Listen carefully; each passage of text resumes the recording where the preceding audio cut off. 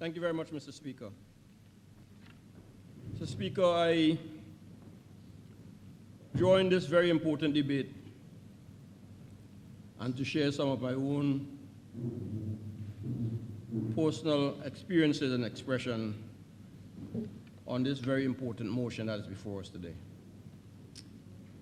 And I do not hesitate, Mr. Speaker, to say that as has been indicated by all honorable members on this side of the House and honorable colleagues on the other side of the House, that I am in support of the reparation argument and really ought not to be put into a position today where I have to be cherry picking on any aspect of the debate that is before us. But I've been put, Mr. Speaker, into that awkward and uncomfortable situation, and I'm obligated to extricate myself from that contention while reaffirming my very strong support for the reparation argument. That said, Mr. Speaker, I want to repeat something that I've said before publicly, and I'm sure I'll repeat a number of occasions from here on. And it is based largely, Mr. Speaker, on the action-learning approach that I've adopted at one stage of my life in academic study. And I recall an occasion in attempting to go to the WeFM radio station down there in the Camden Park area,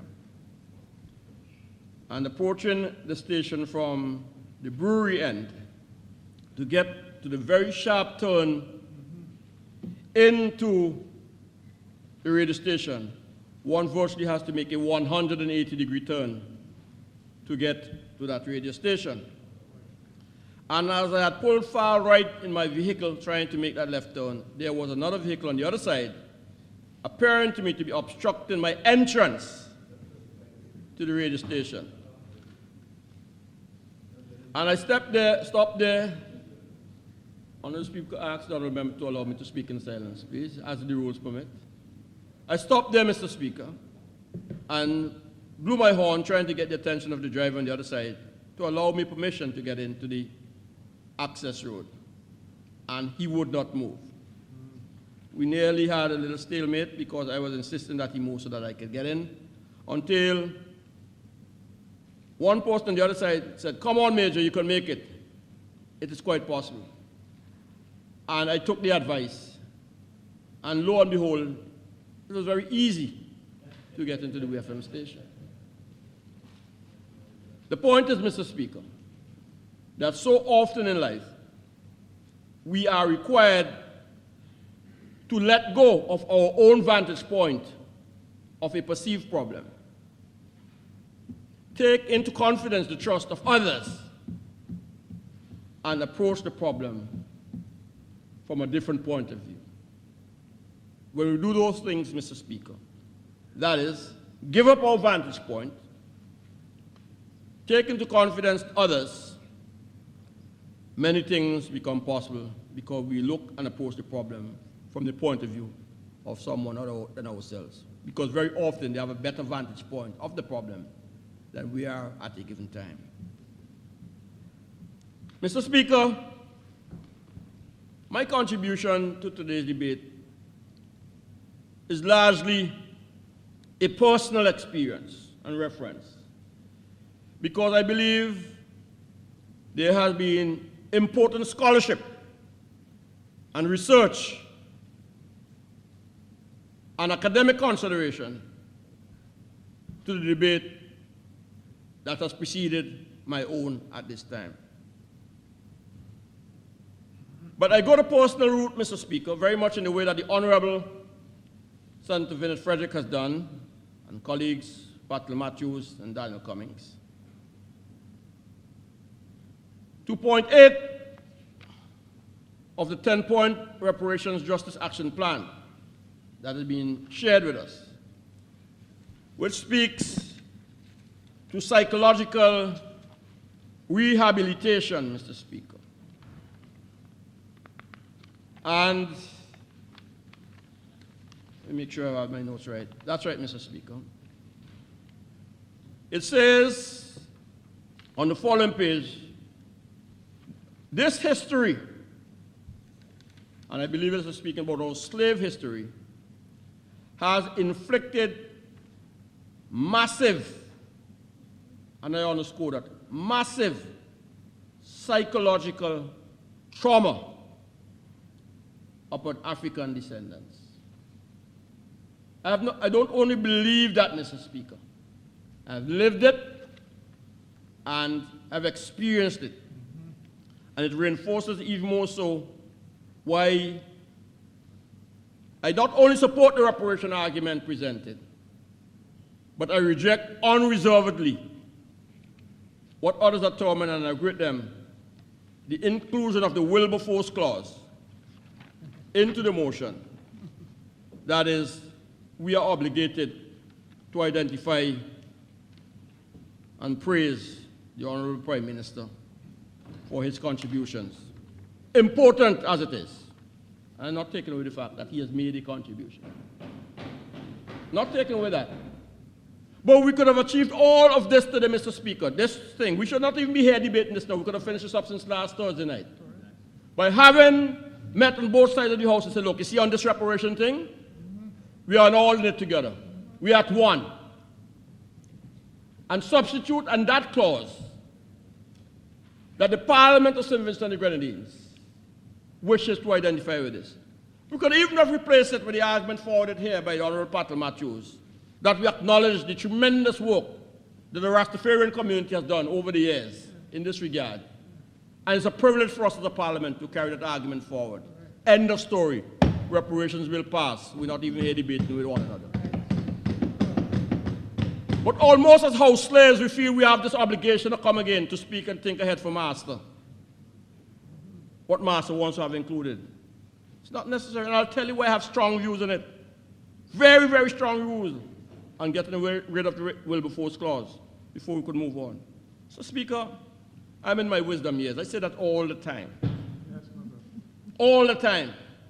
That means the good Lord has allowed me to see my 3 scores and some brothers thus far. And I'm hoping for many more. The 10 plus others. You know, I like to say in this tongue, I learned a lot from those who went before me. And I very often single out a gentleman called Silky De Silva of Toyota Motors in St. Vincent. Star Garage, sorry, is the correct name. And Vinnie Thomas of Calder, who I learned a lot from. But Silky De Silva is himself from a mixed family, Portuguese and blacks, and he used to share with me as a neighboring businessman his own upbringing, getting up with his siblings, because he knew that I too had married into a Portuguese family, and there were great strengths there, but there were also sociological challenges. But I remember one story that he shared in me in particular.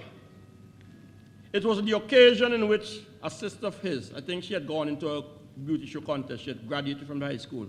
I hope my recollection and reflections are correct. Silky, I apologize if I'm not accurate. But she took up a job at Barclays Bank. And his mother went, and these were her words, ordered it out. I think he might have said jag. Probably tried to embellish the story a little bit. Ordered her out of the bank and reminded her, and this is a Portuguese mixed family, that they had not invested in her to get an education to go and build a bank, but to find her side down by the brother grad and go and help to build that business. That's what mixed family has seen it at the time. The obligation was to build the family business and not to stay with the establishment regime. The other conversation that took place that Sunday, because I was also in touch with some Pereiras out of Trinidad and Tobago for the Furnace group. It's good to sit between races and learn and apply the learnings, you know. Tremendous benefit. But I'm reminded as well, Mr. Speaker, of my own mother, Elsa Leacock, Eliza, 92 years old, at home now, Walker Peace, New Montrose. I don't have the benefits of your story, Minister Charles, and the Honorable Minister of North of the Dry River there, Gwami Daniel, but I appreciate your own experiences and respect them. My own mother, black woman, and she has told us the stories of the days when she drove milk I don't know if you'll find the word joke in the dictionary, but we know what that means in Vincent's language. From Vermont, long before he contemplated the constituency minister, MP Stevenson. Joke milk from Vermont to Kingston, sold milk on the way all the way up. And when time she's finished, she went back there in Edinburgh to package the lunch for children going to the high school at the time, and I wouldn't discuss other things, and made sure she went up there and did the courtesy and all sorts of things, and presented the lunch for the children of the ruling class of the time. You know, I could tell a lot of stories. You know, I even know how the Gonslaves building and property, nothing to do with Bexar yourself, Honorable Minister, came into ownership. It's the benefit of longevity, and you sit at the feet of your parents and learn how things evolve in the town. But that's the way they humble themselves and work to build us. And so, you see, I have an understanding of appreciation why it is a poor working class person like my own father, George, had the foresight to send me then to a private school, Miss Dishong School, down in the Alien Bottom Town, and from there to the prep school, $6 per term. And I remember vividly the history and experiences going to prep school, where I was virtually an outcast. I had no place in a school at that time, because this thing about race is not an end story. I'm going to move on to the follow-up of race, because with race comes class discrimination. I don't ever forget, never ever forget, in the grammar school, that I invited a friend to my home, my mother's home at Montrose at that time. And she was brazen enough, as he put it, to serve her sweet biscuit and milk to have a refreshment. And he broke up every piece of sweet biscuit from Montrose to the hospital and went to school the next day. You know what he said? Leacock wanted him to eat from his mother's hand. That's how he felt about me, his friend. I wanted to eat sweet biscuits that my mother had served him from her hand. That's where we're coming from, you know, this repatriation thing, this reparation thing. It's not a simple discussion. It has deep genesis. So I recall when I, at 22 years old, had become the commandant of the cadet force. And before me, all commandants were the ADC to the Governor General. The government of the day said I was too poor and not of a sufficient class background to be the ADC. I could choose one. I could not replace Cadet John. They selected Mike Finley to be the ADC to the Governor General, and I could remain as the commandant. I remember when the cadets were on parade at Prospect, where Erica Marcus and them now have their place. Some white guys drove through the troops and smashed them, sent them to scatter, and I dealt with that issue. And a labor minister of the day said to me, "What you making noise for? Don't you understand you are second-class citizens?" Those things have informed my decisions, you know. I haven't come to my political position today without those experiences. I was described then, a month or two before my marriage, my wedding, as second class. Those are the discriminations. It is fine, very fine, for members to get up and speak inside of here with all kinds of scholarship and research of what are their experiences. I remember marching from what is now called the Courier's Gap there up to the grammar school with the cadet band in the height of the Black Power Revolution, and being court-martialed at the Peace Memorial Hall by former Deputy Commissioner of Police, Primus and Company. Thomas was the Commissioner of Police. And had it not been for the late Lieutenant Alan Corton of Barbados, now deceased, to stand in my defense, my outcome could be very much different, because of the people marched up. Power, power, power, power, power. That's how people felt. I went to university the days of McCandle Dagger and Company, in the heat of the Black Power Revolution. We can talk these things and move away from them things. I knew when I made decisions in my business place, coming back here as a graduate, to hang up in the office my certificates. Because previous to that, somebody fairer than me who was my employee, each time people came to the business place, they addressed him before me. Because he had to be the boss, not me, who had come from University of the West Indies. You know why I say all of this thing? With this reparation argument? Minister Sabato Caesar, charity begins at home. The reparations redress begins right here in St. Vincent and the Grenadines. Mr. Prime Minister. Mr. Prime Minister. Mr. Speaker, sorry. Do you know how insulted I feel? How insulted I feel when I listen to a comment from you that you're the blackest Prime Minister. Oh, you could know about my black. You're not black. So you can't feel my blackness. And it's totally out of order to refer to yourself as being any blackest Prime Minister. Picture me talking about me being the best Portuguese Prime Minister in St. Vincent and the Grenadines. I may well have been because they're black Portuguese, but they may not go down easily. This has nothing to do whether you're doing a fine job or otherwise, and you're not doing a fine job as Prime Minister. But you cannot, and you must apologize for that and several other remarks. Minister Francis, with whom I went to school, some of my best days.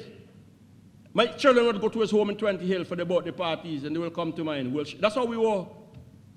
Almost like Bottom Buzzies going to school. Still have deep secrets up to today. You know how it hurts me? You know how it pains me? I left grammar school and went into academic studies. He went into banking. In fact, my first bank loan to get my business off the ground was given to him at the National Commercial Bank. I remember that. First loan to get me off as a bank, as a businessman. But when he comes back in later years and says to me, his friend and colleague, who had pulled myself up from nothing, that Arnhem Eustace, Honorable, must watch what cars I driving. That's what he says. The Honorable Minister needs to look at what kind of vehicles I drive in. I can't drive an Infiniti. I can't drive a Lexus or a Benz. I should have had swimming pool in my home now. Had I not gone into politics and stayed outside the poor home. And when I sit and I listen to racist remarks from my honorable colleague, and Lance Dupont was here recently and asked me if he saw you that way when we were going to school, you know, that you could say leave financial matters to me because we are Portuguese. Get up in the defense. No, before you do that, I want to, wait, before you do that. Just a straight question. I just want to know if the honorable member is calling me a racist. That's all I'm asking. I'm not. Okay, well, please withdraw what you just said and make it more understandable to so that people could understand what you're saying. I really want to get that clarified. If you're calling me a racist, I have a problem with it, you know. But I just want to make sure of what you said. Because when I respond, I want to respond accurately. What's his statement? Honorable, what's his statement? We are just Mr. Speaker. Me or the? I asked him what's his statement. Mr. Speaker, he said that his honorable friend made a racist statement. When I said to the leader of the opposition to watch the car he driving, he was surprised because him and I went to school together. Okay. We were friends. His children used to come by my house. My children used to go by his house. I'm just repeating what he said. All right. Thank you. So that's the racist part. I just want to clear that part, Mr. Speaker. The context of that, what is he? What's the context of the question? Are you indicating he's racist? Speaker, he tend to be? I still refuse, on the basis of other aspects of his life, to accept that my honorable friend is racist.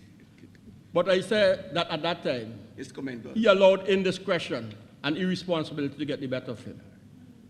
But he compounded it in future statements when he said, in attempting to raise money to do government's business, he said to his Prime Minister, leave it to me. I'm a Portuguese. That's a racist remark. So, Mr. Speaker, the statement, leave it to me that I'm a Portuguese, implies that people of Portuguese perhaps have better opportunities to raise funds and money. That was my interpretation. If I'm incorrect, I apologize. For clarification. If I'm incorrect, I apologize. I stand on the standing order asking for clarification, Mr. That's an opinion. That's an opinion. No, so can I proceed, Mr. Speaker? No, because I have to say something to you. Mr. Speaker, may I? Let me just say you out on this and then we think. I want to say something. I just want the clear answer. So he is saying, therefore, that he's calling me a racist. No, he said, yes. he said, Mr. Speaker, Yeah. that he was surprised when you... Right? I'm not getting it clear from him. I just want him to be clear because I went on further to say something else. Yeah. And that disappointed him. So I want to get from my honorable member over there, All right, let me ask who you. was my school days friend, whether he is in fact interpreting my actions as becoming a racist. That's all I want from him. Honourable Member, are you indicating in your statement that the Honourable Member is racist? I want to hear that quite loud and clear. Mr. Speaker, I have a reason to feel that, and it's not normal when you are seeking clarification from me that you smile. And I figure that you simply asked that question 2, 3, 4 times to drive home a point in your speaker's chair on the racist question. Are you saying it's racist? I'm saying that But the statement in its nature is racist. Even as Christians, we can do unchristian things. But I do not believe the honourable member is a racist. I think we're doing a little dance here. I'm not dancing. I'll ask the minister. I'm not dancing. Please. I'm saying I do not believe Honourable Francis is racist. Okay. Let me be categorical Thank you about very it. much, sir. Well, let me I'm categorical. Okay, that's clear enough for me. I'm satisfied with that. Let me deal with my own in this, you know. You have been speaking, and I'm speaking now on behalf of the stenographers, that there's some words, some statements you make, or even words you say, that are not coming out quite clear, and maybe that's why sometimes I miss some of the things that you have, because I myself sometimes have a difficulty understanding some of the things you say. So if you could slow down a little bit and let us get properly what you say. I think that is very sound advice, Mr. Speaker, and I welcome you turning this new leaf, Mr. Speaker, but I welcome your intervention. That's why I was smiling. That is true. I do speak a little too quickly at times, and they do bring it to my attention. I eat up some of my words, but you heard clearly what I said about you. You heard clearly what I said about you. I hear you say it on the platform worse. I hear you say it on the platform worse. Worse than that? And therefore you don't have to worry. Therefore you should apologize. I am going to take time and peel off your skin. You wouldn't understand. Peel off my skin. Political skin. Oh, Heavenly Father. Let's do. Honourable Member? No more of that for today. Okay, let's deal with emotion. So, well, that's the worst thing to happen to a man if you can't dead. It's the worst thing to happen to you if you can't dead. I'm a hard man for dead, man. If you have to turn stone in the sort, you're in trouble. I ain't turning stone. Don't make it happen to you. All right, let's continue the debate. Don't make that happen to you. I'm a hard man for dead. Well, don't turn stone. You could lick me up, you could beat me up. Yes, well, And get right up. well, Vincent. You don't know the lyrics in the reggae song? Yes, Vincent should have a All word right, for that. all They call right. it retribution. You know how much people walk in the place, you know, and they're begging? I hope retribution don't hit you before me do. Well, I'm working hard for it not to happen. All right, then. As a good Catholic boy. All right, all right. Mr. Speaker, the great Bob, I'm glad the Minister of Foreign Affairs is here now. I wish he was here when I expressed what I said before. The great Bob Marley reminds us, Mr. Speaker, that we must emancipate ourselves. I wish I could have sung this, you know, from mental slavery. But no, y'all gonna help me, but none but ourselves can free our minds. The redemption song, eh, boy? Redemption song. I really wish that this reparation debate motion is an opportunity for a number of us, including the move of the motion, to reflect on this song. Mr. Speaker, one of the great scholars of the Caribbean, I had the privilege of having as a lecturer, Selwyn Ryan. In one of his seminal piece of work, Race in Class in Trinidad and Tobago, and I believe it applies to as well, you know, Mr. Speaker. Race, class, and nationalism. Well, leave out the nationalism for you.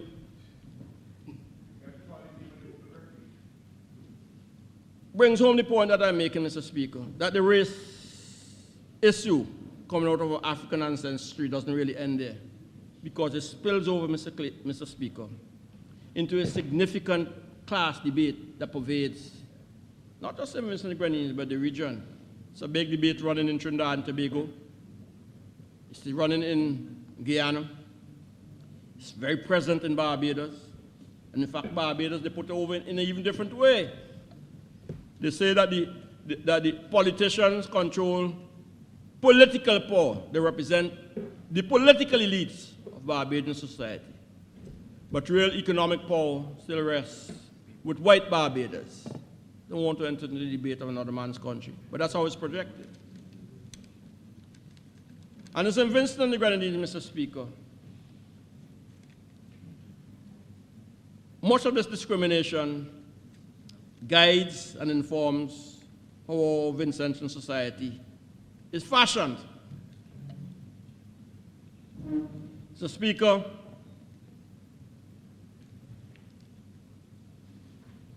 one doesn't have to delve very deeply anymore into the historical and political recollections that have been presented here. But I believe that the scholarly presentation of the Honorable Senator Lewis today should be given very serious considerations. Because as I understood him,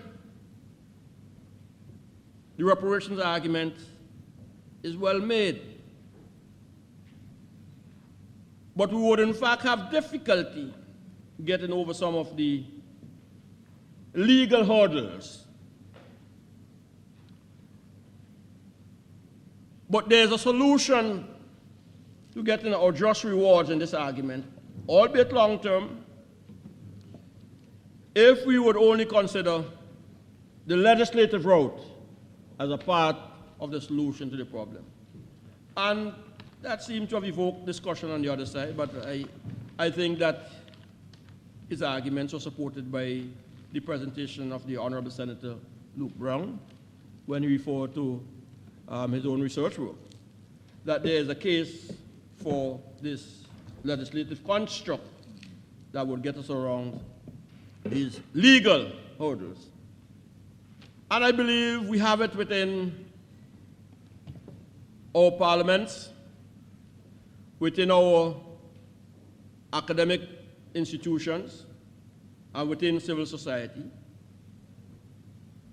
to put this legislative argument and framework in place to advance the reparations debate. And I really would like to join, therefore, with the Honorable Senator in that line of argument, so that we could advance this debate with some kind of reasonable timeline in sight.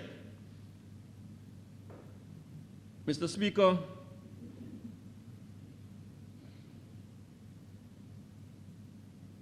I'm really hoping that,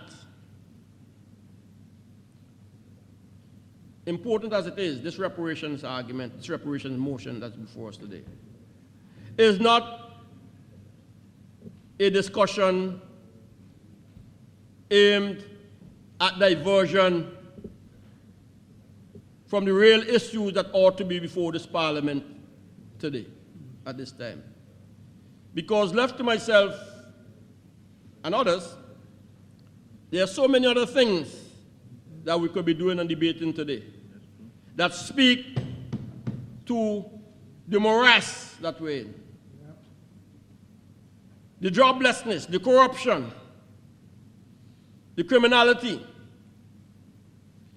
the need for improved administrative approaches to bring more efficacious service to our people, local government. You know, probably leave it to another debate, you know. Probably leave it to another debate, because I don't believe the passport bill is going to come to this house anytime soon. I say I don't believe, but I might just... It's coming after this? Coming after this? Well, I'll keep my powder dry. Keep your powder dry. I will keep my Frank powder. tell you you're going up with egg on your face, you know. When you reach that Frank Silva is your advisor, Frank, this is my advice. when you reach, When he told you that, I generally, and I will be able to continue to ignore him for a long time, But you continue to come here to us and say to you, that's your advisor. You can do better. Yes, you said that to me. Debate, please. I'm debating with him whether he should continue to keep Frank Silva as his advisor. Mr. Speaker. Let's go back to the motion. You said on the radio you keep him on the ground. Yes. And Frank says after he talk and advise you that you will end up with egg on your face. So you're going back to him. That's your advisor. I want to hear. Let us continue the debate. Frank advice.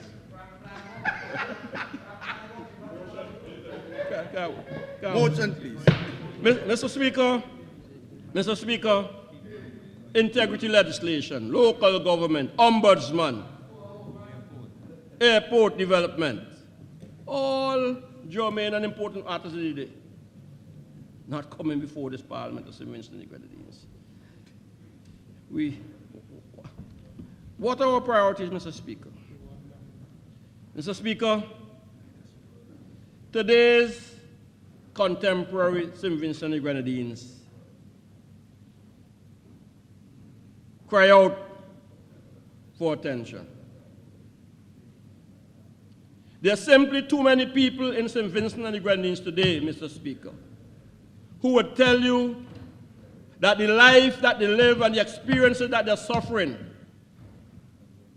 mirrors what their great-grandparents suffered on the estate. It does.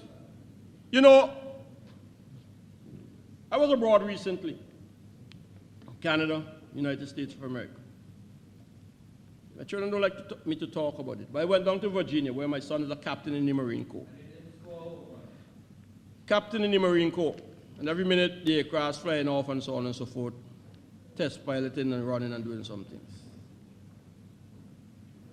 And my daughter, who was there with her grandchildren and my sons with their grandchildren, reminded me, Mr. Speaker, that even with a master's degree in international business, she couldn't even have in St. Vincent and the Grenadines or application to be a teacher acknowledged. Reminds me that. Can't work in our own homeland. Minister Sabato Caesar. If an application goes in the newspaper now for jobs in the field for which I have a business, there are people, and I've experienced this, I have experienced this, where gentlemen have come to Mr. Leacock, you know you can't get a contract. Could you help me to prepare mine to get what you already have? I can't even work for the government. People ask me to prepare their applications to compete against me. My wife, Minister of Foreign Affairs, was a teacher at the grammar school, principal, and the former Minister of Foreign Affairs there had her removed. She was the head teacher because he could not tolerate a woman being a principal in a school in which his child was attending. That's why she was removed from grammar school. Could not take up a job with UNESCO because a senator's wife could not work with an opposition senator's wife. I experienced that. Do you know what it's like in the prime of my life, age 50, that I had to have employment in terminated? And I'm not alone. Several people cannot work in this their blessed land because they have a political persuasion.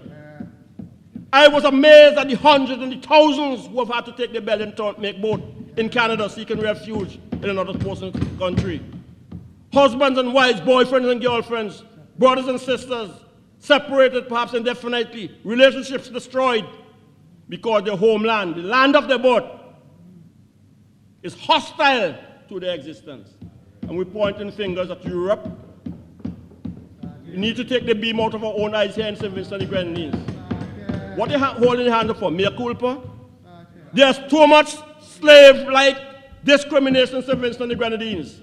And we need to clean up our act here before we go abroad to tell other people how to fix their own houses.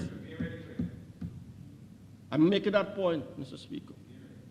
So while fundamentally, this black man, and I'm borrowing from the expression of the honorable leader, somebody who I could emulate and listen to. His mother taught me prep school. She was my principal. While this black man is in full support of reparations, Mr. Speaker, I would have great difficulty, Mr. Speaker, great difficulty in endorsing the Wilberforce clause. The Wilberforce clause, clause 4 of this discussion, that in order for my support for reparations to go forward, I must today come and put on record high regard and commendation to Prime Minister Dr. Gonslaves. You Can't come to that. Not some who consciously, deliberately have ensured that my family and other families can't make an equal living in St. Vincent and the Grenadines. Can't. Too hard a hurdle for me to climb over. be careful of repetition. You keep. All right. Mr. Speaker, Be careful of being repetitious. I have to How do you say that about yes. three times? Mr. Speaker, I want to recommend strongly that we repay clause 4 of the agreement, repair it, replace it, repatriate it, renounce it, by something that's much more constructive, Repatriate. such that it can earn deservedly the support of honorable members in the city house. Much obliged, Mr. Speaker.